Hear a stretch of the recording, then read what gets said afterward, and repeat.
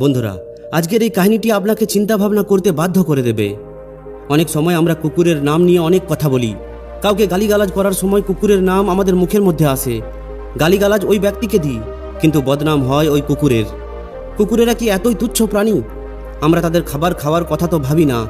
তাতে কোনো কুকুর যতদিনই আমাদের দুয়ারে পড়ে থাকুক না কেন, কিন্তু আমাদের কখনোই তার নাম ব্যবহার করতে লজ্জা হয় না। আপনার কাছে অনুরোধ, 10 মিনিট সময় হাতে নিয়ে এই কাহিনীটিকে অবশ্যই শুনুন। দেখবেন হয়তো আপনার চিন্তাভাবনা বদলে যাবে। বন্ধুরা, এক গ্রামে সুরেশ নামের এক যুবক থাকতো। সে খুবই চিন্তিত ছিল। সে শুধুমাত্র এটাই ভাবনা চিন্তা করত যে আমি পিছনের জন্মে কি এমন বড় পাপ করেছিলাম যেটা এখনও আমাকে ভোগ করতে হচ্ছে। এরপর একদিন সে জানতে পারে যে গ্রামের থেকে কিছু দূরে এক মহাত্মা বসবাস করেন, যিনি সবার সমস্যার সমাধান করে দেন। তাই পরের দিন সুরেশ ওই মহাত্মার কাছে পৌঁছে যায় এবং সেখানে পৌঁছে দেখে যে ওই মহাত্মা কিছু লোকেদের উপদেশ দিচ্ছেন। ঠিক তখনই সুরেশ ওই মহাত্মাকে প্রণাম করে এবং বলে, হে গুরুদেব, আমার মনের মধ্যে একটি প্রশ্ন উঠেছে। তখন মহাত্মা বলেন, হে পুত্র, কোনো সংকোচ ছাড়াই বলে ফেলো, তোমার মনের মধ্যে কি প্রশ্ন উঠেছে? তখন সুরেশ বলে, আমি এটা জানতে চাই যে কুকুরকে এক টুকরো রুটি খাওয়ানোর ফলে মানুষ কোন ফল পায়?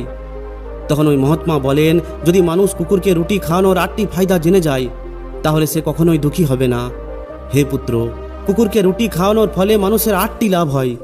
তাই যে মানুষই এই লাভের ব্যাপারে জেনে যায় তার জীবন ধন্য হয়ে যায়, আর তাকে জীবনে কখনোই দুঃখের মুখোমুখি করতে হয় না।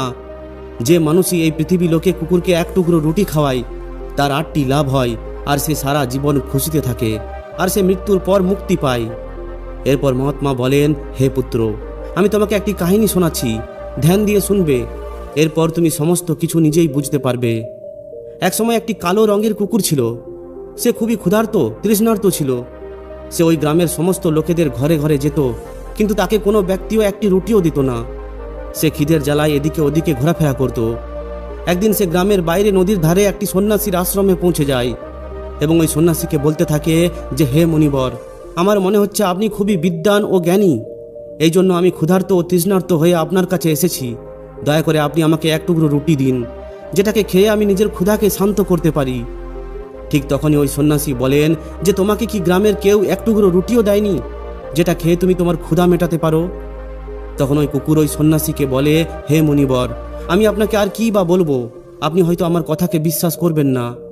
তখন ওই সন্ন্যাসী বলেন যে, তুমি বলো, আমি তোমার সমস্ত কথা বিশ্বাস করব। তোমাকে দেখে আমার খুবই অসহায় বলে মনে হচ্ছে। তখন ওই কুকুর বলে, ঠিক আছে, আমি আপনাকে সমস্ত কথা বলছি। হে মুনিবর, আমি এই দুনিয়াকে বলতে চাই যে এই দুনিয়ার লোকেরা আমাদেরকে সাহায্য করুন। আমাদের কোনো ঘর নেই, কোনো আশ্রয় নেই, আমরা রোজগার করে খেতে পারি না, আমাদের মধ্যে বস্ত্র পরারও জ্ঞান নেই। এই জন্য গ্রীষ্ম হোক, বর্ষা হোক কিংবা শীত, আমরা এইভাবেই ঘোরাফেরা করি।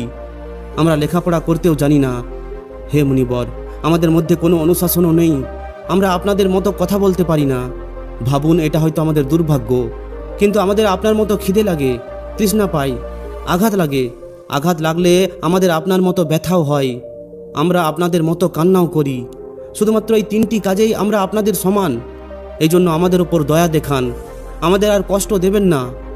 ঈশ্বর তো আমাদের এমনিতেই কষ্ট দিয়েই পাঠিয়েছেন, আর তার উপর আবার আপনারা আমাদেরকে ব্যথা দেন। আমরা আপনাদের মতো মানুষ নই, আমরা হলাম একটি পরাধীন জীব। যখন আমার জন্ম হয়েছিল তখন আমার চোখ কান বন্ধ ছিল, তাই আমি এটা বলতে পারবো না যে আপনাদের জন্মের সময় যেমন নাচ গান হতো, আনন্দ হতো, আমাদের জন্মের সময় এইসব হয়েছে কি না। আমরা যে বিছানায় জন্মগ্রহণ করেছিলাম ওই বিছানা তো তুলোর মতো নরম ছিল, একদমই ঠান্ডা লাগতো না।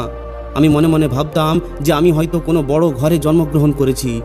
কিন্তু যখন আমি চোখ খুললাম তখন দেখলাম যে আমার মা নিজের বুকের মধ্যে 5টি বাচ্চাকে জড়িয়ে রেখে একটি আস্থা করে পড়ে আছে। আমরা 5 ভাই ছিলাম, বাকি 4 ভাই তো লাল ও ধূসর রঙের ছিল, আমি একাই কালো রঙের ছিলাম। সবথেকে ছোট আমিই ছিলাম। এই জন্য আমার মা ছিল খুবই দুর্বল, যে আমাদের কাছে অনেক কম সময়ই আসতো, কারণ তাকেও নিজের খাবারের ব্যবস্থা করতে হতো। যদি সে না খায় তাহলে আমাদেরকে দুধ কিভাবে খাওয়াবে? ওই এক মায়ের ওপর আমরা 5 ভাই নির্ভর ছিলাম। ওই বেচারি নিজের খাবার জোগাড়ের জন্য এদিকে ওদিকে দৌড়াতে থাকতো। কখনো খাবার জোগাড় হতো, আবার কখনো হতো না, কিন্তু সে সবসময় আমাদের 5 ভাইয়ের খুবই খেয়াল রাখতো। সে সারা রাত্রি জেগে গ্রামের পাহারা দিত। কারোর ক্ষমতা ছিল না যে কোনো অচেনা ব্যক্তি গ্রামের মধ্যে খারাপ উদ্দেশ্য নিয়ে ঢুকে যায়। অন্যান্য গ্রামের কুকুরেরাও আমাদের মায়ের ভয়ে গ্রামে আসতো না। গ্রামের কোনো কৃষকের ক্ষেতের ফসল যদি কোনো জানোয়ার নষ্ট করতে আসতো তাহলে আমাদের মা তাকে তাড়িয়ে দিত। ওই গ্রামের লোকেদের জন্য এত কিছু করার পরও তারা আমাদের মাকে কোনোদিন কোনো খাবার পর্যন্ত দিত না। খাবারের জন্য আমাদের মাকে বাধ্য হয়ে জোর জবরদস্তি খাবার জোগাড় করতে হতো। অনেকবার তো লোকেরা তাকে লাঠি দিয়ে মারতে মারতে তাড়িয়েও দিত। ওই বেচারি ওই দিন ক্ষুধার্ত তৃষ্ণার্ত অবস্থায় পেটের জ্বালায় জ্বলতে থাকতো। হে মুনিবর, আসলে খিদে তো আমাদের আপনার মতোই লাগে, তার উপর তো তার 5টি বাচ্চার চিন্তা লেগেই থাকতো। আসলে সে তো একজন মা ছিল। খিদের জ্বালা তাকে এক মুহূর্ত ধৈর্য ধরে বসতে দিত না, আর গ্রামবাসীদেরও তাকে দেখে একটু দয়া হতো না। তাই বাধ্য হয়েই সে এক সময় লোকেদের ঘরে চুরি করার জন্য ঘোরাঘুরি করত। আর যখনই সে কোনো খাবার জিনিস দেখত তখনই সে সেটাকে খেয়ে নিজের জ্বালা মেটাতো। অনেক সময় যদি কেউ তাকে কোনো খাবার জিনিস মুখে করে নিয়ে যেতে দেখত, তখন তারা লাঠি নিয়ে তার পিছনে পড়ে যেত। কিছু নির্দয় মানুষ তো তাকে অনেকবার কোনো ঘরের মধ্যে বন্ধ করে মারত, আমাদের মায়ের অবস্থা খারাপ করে দিত। এরপর ওই কুকুর সন্ন্যাসীকে বলে, হে মুনিবর, আমাদের মা কি এমন ক্ষতি করেছিল? সে তো শুধুমাত্র নিজের পেটের জন্য খাবার চুরি করেছিল। চুরি করার আমাদের কোনো শখ নেই, কিন্তু আমাদের পেট আমাদের এই সমস্ত কিছু করতে বাধ্য করে। একদিন খুবই জোরে বৃষ্টি হচ্ছিল, খুবই ঠান্ডা বাতাস বইছিল। ওই ঠান্ডার মধ্যে কাঁপতে কাঁপতে আমার 3 ভাই মারা যায়। ওই দিন আমার মা অনেক কেঁদেছিল, কিন্তু মানুষ আমাদের দুঃখ কষ্টকে বোঝেনি, কারণ তাদের তো আর বাচ্চা মরেনি। এরপর ওই কুকুর বলে, হে মুনিবর, আমরা শুধুমাত্র 2 ভাই রয়ে গিয়েছিলাম। আমাদের মা আমাদের 2 জনকে খুব ভালোভাবে দেখাশোনা করতে থাকে। এরপর একদিন ওই গ্রামেরই এক সেটের বাড়িতে খাওয়া দাওয়ার অনুষ্ঠান হচ্ছিল। সেখানে নানা ধরনের মিঠাই খাওয়ানো হচ্ছিল। ওই সেটজির ঘরে অনেক আত্মীয় এসেছিল। আমাদের মা একটু খাবারের খোঁজে বারবার সেখানে যাচ্ছিল, কিন্তু লোকেরা তাকে দূর দূর করে তাড়িয়ে দিচ্ছিল। সেখানের কারুর মধ্যেও একটুকুও দয়া হয় না যে ওই বেচারিকে একটি রুটি ছুঁড়ে দিই। একটি রুটি দিতে তাদের কি এমন ক্ষতি হতো? আমার মা বারবার সেখানে যেত আর সেখানে দাঁড়িয়েই থাকতো। এরপর ওই সেটজির ওখানে খাওয়া দাওয়া শুরু হয়ে যায়। আমার মাও সেখানে গিয়ে লেজ নাড়াতে শুরু করে। খাবার পরিবেশন করা ব্যক্তি যখন কোনো দরকারে ভেতরে যায়, তখন আমার মা রুটি নেওয়ার জন্য চুপচাপ এগিয়ে যায়। এরপর দ্বিতীয় ব্যক্তি আমার মাকে সেখানে যেতে দেখে নেয়। এরপর চারিদিক থেকে লোকেরা চেঁচিয়ে চেঁচিয়ে তার দিকেই দৌড়াতে থাকে। আমার মা তাদের এই চিৎকার শুনে ভয় পেয়ে যায়। 2-3 জন ব্যক্তি তারা পিছনে লাঠি নিয়ে দৌড়ায়। আমার মাও দৌড়াতে শুরু করে, কিন্তু সেখান থেকে বেরিয়ে আসার সে কোনো রাস্তা পায় না, কারণ সামনে দিয়ে লোকেরা লাঠি নিয়ে আসছিল। ঠিক তখনই সেখানে যারা খাবার খাচ্ছিল, আমার মা তাদের দিকে লাফিয়ে চলে যায়। এরপর আমার মা একটা জিনিস দেখে অবাক হয়ে যায়। যাদেরকে ডিঙিয়ে আমার মা পেরিয়ে আসে, তারা সবাই খাবার খাওয়া বন্ধ করে দেয়। তারা বলে যে এই খাবার নষ্ট হয়ে গেছে, আর খাওয়া যাবে না। সবাই একে অপরের সঙ্গে আলোচনা করছিল যে এখন কি করা যায়, খাবার তো সব খারাপ হয়ে গেছে। ওই সেটজি কাঁদতে শুরু করে। কিছু লোক তো এটাও বলতে থাকে যে আরে ভাই, কুকুর ডিঙিয়ে যাওয়ার ফলে এই খাবার কিভাবে খারাপ হলো? সে তো খাবারের মধ্যে মুখ দেয়নি। অন্যদিকে শহরের মধ্যে লোকেরা তো কুকুরকে ঘরের মধ্যে ঘুম পাড়ায়, খাবারও খাওয়ায়, তাই এতে তো কোনো কিছুই খারাপ হয়নি। কিন্তু তাদের মধ্যে কিছু ধনী ব্যক্তি এটা বলতে থাকে যে খাবার নষ্ট হয়ে গেছে, এগুলো আর খাবারের যোগ্য নয়। অবশেষে তাদের কথাই মানা হয়। এরপর ওই সমস্ত খাবার গরিবদের মধ্যে বিলিয়ে দেওয়া হয়। ওই দিন আমার মা পেট ভরে খাবার পায়। এমন সুখ সে জীবনে কখনোই পায়নি। কিন্তু ওই সুখ তার জন্য অনেক বড় একটি সমস্যা হয়ে দাঁড়ায়। সে খাবার খেয়ে সেখানে খুবই আরামে শুয়েছিল। ঠিক তখনই ওই সেট সেখানে একটি লাঠি নিয়ে পৌঁছায় এবং তাকে খুবই খারাপভাবে মারতে থাকে। সে সেখান থেকে পালিয়ে যাওয়ার কোনো সুযোগ পায় না। লাঠির আঘাতে সে খুব জোরে জোরে চেঁচাতে শুরু করে, কিন্তু তবু ওই নির্দয় ব্যক্তির কোনো দয়া হয় না। সে তাকে কঠোরভাবে আঘাত করতেই থাকে। এরপর কয়েকটি মানুষ তার কাছে আসে এবং তাকে বুঝিয়ে বলে, হে সেটজি, যেতে দাও ওকে। খিদের জ্বালায় তো মানুষেরই বুদ্ধি ভ্রষ্ট হয়ে যায়। এটা তো একটা পশু, এর ভালো মন্দ কি জ্ঞান আছে? এখন একে মেরে আপনি কি পাবেন? যেটা হবার সেটা তো হয়ে গেছে। লোকেদের বোঝানোর পর সে আমাদের মাকে মারা বন্ধ করে। এরপর সে অনেক কষ্ট করে আমাদের কাছে আসে। মা এসে সমস্ত কাহিনী আমাদের 2 জনকে শোনায়। তখন আমরা ভাবি কতটা কষ্টে ভরা আমাদের কুকুরেদের এই জীবন। মানুষ একটি রুটির বদলে একটি চোরের মতো পিটতে থাকে। বেকার ওই সমস্ত লোকেরা যারা আমাদের যন্ত্রণাকে বোঝে না। এরপর ওই কুকুর বলে, হে মুনিবর, একদিন এক ব্রাহ্মণ ওই গ্রামের বাইরেই একটি জায়গায় আশ্রয় নেয়। তিনি নিজের ভোজন তৈরি করার জন্য এক জায়গায় একটি চুলা তৈরি করেন আর তার উপর ডাল তৈরি করতে শুরু করেন, আর আটা মাখিয়ে রেখে তিনি পাশেই একটি কুয়ো থেকে জল আনতে চলে যান।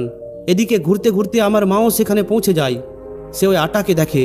এরপর সে ভাবে যে এই আটার হয়তো কোনো মালিক নেই, এটা এমনি এমনি পড়ে আছে। এটা ভেবে সে ওই আটাকে খেতে শুরু করে দেয়। এদিকে ওই ব্রাহ্মণ দেখেন যে তার মাখানো আটা একটি কুকুর খাচ্ছে। এটা দেখে তিনি খুবই দুঃখ পান, কারণ তিনিও গত 2 দিন ধরে ক্ষুধার্ত ও ক্লান্ত ছিলেন। কিছু মানুষ তাকে বলেন, হে ব্রাহ্মণ দেবতা, ওই কুকুরটি আপনার খাবারেও মুখ দিয়ে দিল। তখন ওই ব্রাহ্মণ বলেন, আরে ভাই, আমি কি করে জানবো যে এই দুষ্টু কুকুর আমার খাবারে মুখ দিয়ে দেবে? এরপর ওই ব্রাহ্মণ কোনো কিছু না বুঝেই লাঠি নিয়ে তার উপর ঝাঁপিয়ে পড়ে। এরপর কয়েক মাস পর্যন্ত আমার মা ওই ব্যথার যন্ত্রণায় ছটফট করতে থাকে। ওই দিন আমি বুঝতে পারি যে মানুষ কতটা নির্দয়। আমরা যদি তাদের কোনো কাজও করি তবুও তারা আমাদেরকে বোঝে না। এরপর ওই কুকুর বলে, হে মুনিবর, আমাদের দুর্বলতা শুধু এটাই যে আমরা ওই নির্দয় মানুষদের অধীনে থাকতে চাই, যারা আমাদেরকে কষ্ট দেয়, যারা আমাদের ভালোবেসে খাবার খাওয়ায়। আমরা তাদের কতটা কাজে আসি এটা তো আমরা জানি না। তাদের ঘরের দেখাশোনা তো করি, এর সঙ্গে সঙ্গে তাদের আরও লাভ হয় যেটা মানুষেরা জানে না। এরপর ওই মহাত্মা বলেন, যদি মানুষ কুকুরকে রুটি খাওয়ানোর লাভ জেনে যায় তাহলে তারা নিজেদের জীবনের হওয়া ক্ষতি থেকে বাঁচতে পারে। মানুষেরা এটা জানে না যে ঘরের মধ্যে যদি রুটি তৈরি হয় তাহলে সবথেকে প্রথম রুটিটি গোমাতাকে দিতে হয় এবং শেষের রুটিটি কুকুরকে দিতে হয়। মহাত্মা বলেন, এমনই বিধান ভগবান তৈরি করেছিলেন, কিন্তু ভগবানের তৈরি করা ওই বিধানকে ভুলে মানুষ প্রথম এবং শেষ রুটিটি নিজেরাই খেয়ে ফেলে। তাই এর খারাপ প্রভাব তাদের জীবনের ওপর পড়ে। কুকুর হলো ওই প্রাণী যাকে রুটি খাওয়ানোর ফলে মানুষের জীবনের ওপর পড়া গ্রহের দোষও দূর হয়ে যায়। এরপর ওই মহাত্মা বলেন, প্রথম লাভ হলো কুকুরকে রুটি খাওয়ানোর ফলে শনির নেতিবাচক প্রভাব কম হয়ে পড়ে। শনি যখন কারোর উপর দৃষ্টিপাত করে তখন সমস্ত মানুষ বরবাদ হয়ে যায়। যে ব্যক্তির ওপর তার মহাদশা শুরু হয়ে যায় তখন তার অনেক ভালো কাজও খারাপ হয়ে পড়ে, আর ওই মানুষ আর্থিক অভাবের শিকার হয়ে পড়ে। ওই অবস্থায় যদি কোনো ব্যক্তি কুকুরকে রুটি খাওয়ায় তাহলে তার ওপর শনির দুষ্প্রভাব অনেক কম হয়ে যায়।